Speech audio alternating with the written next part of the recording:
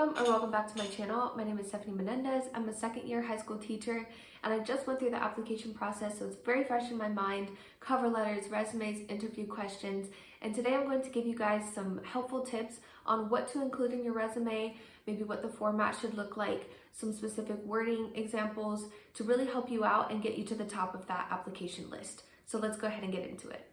Here is the resume that I used. So I took out some personal information just to keep that private, but the information is still the same. So you're going to want your name at the top. You have a LinkedIn link, where you are or where you're trying to get your job, your phone number and email so it's easy to contact you. And then having a nice objective is just a good touch. So I put passionate educator with 2 years of experience providing individualized education to help high school students become excited about science and find success inside and outside the classroom. So it's just right off the bat saying how much experience I have and what I'm passionate about and the subject I'm looking for. Pretty simple.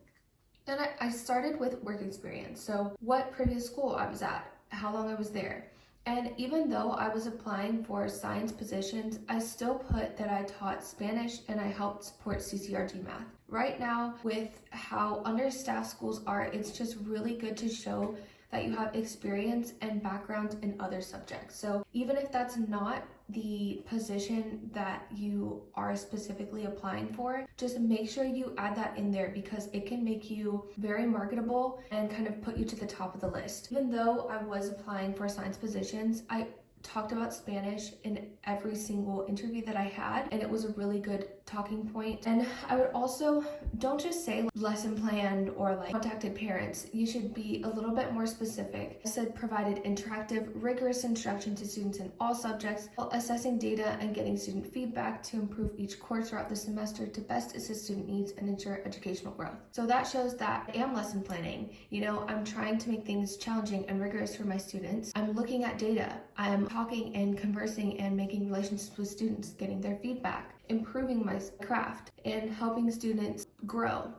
So there's a lot in that bullet point, and I think that's important to mention. The next one, meeting with students individually, contacting parents so everyone's on the same page. Again, working to improve their content knowledge and grades. Don't just put, contact parents. So then, because I did not major in education, I actually came out of different fields with different work experience. So I put that I was a kennel technician, I worked at an animal hospital, that's what I did. I didn't need to make that super detailed because that's not exactly the position that I was applying for, but I put these on there.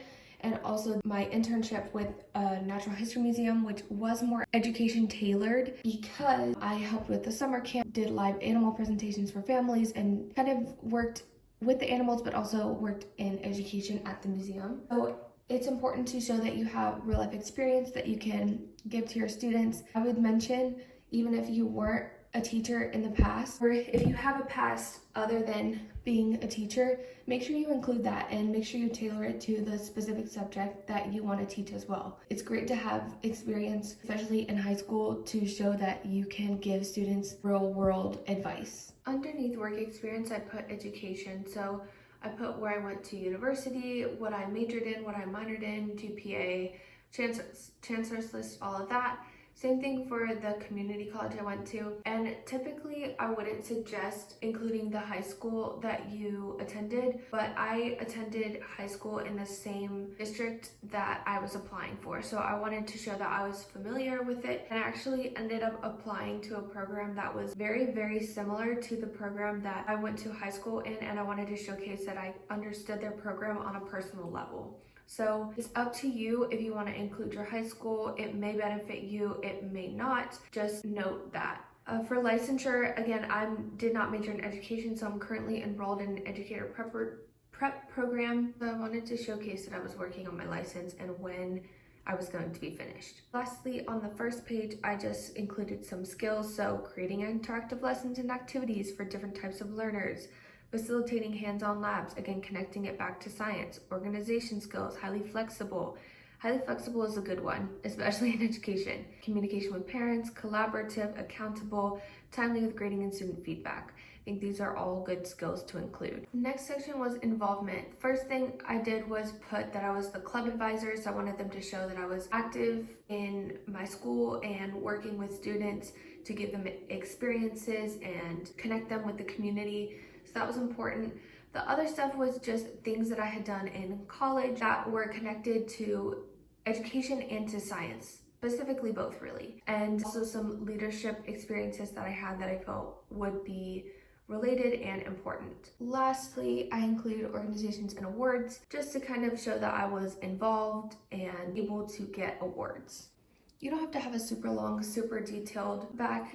1 to 2 pages should be good. I just thought this would be nice to show that I had hands-on experience that I could give to my students, especially for science when you do things like labs, and the STEM field is pretty big right now. Lastly, to talk about format, I didn't do any special columns or anything like that. I've seen other videos where people kind of go all out with like colors and like boxes and columns, but the reason I didn't do that was because I have a friend that recently went through a different application process, and she got some advice that said if you're applying online or you're sending it through an online program, the format can get messed up when it's in like columns and stuff. So just to prevent that from happening, I made it pretty standard up and down and just made sure that my titles were bolded and underlined and things were easy to find. So I didn't do anything special with format, and there's a reason for that.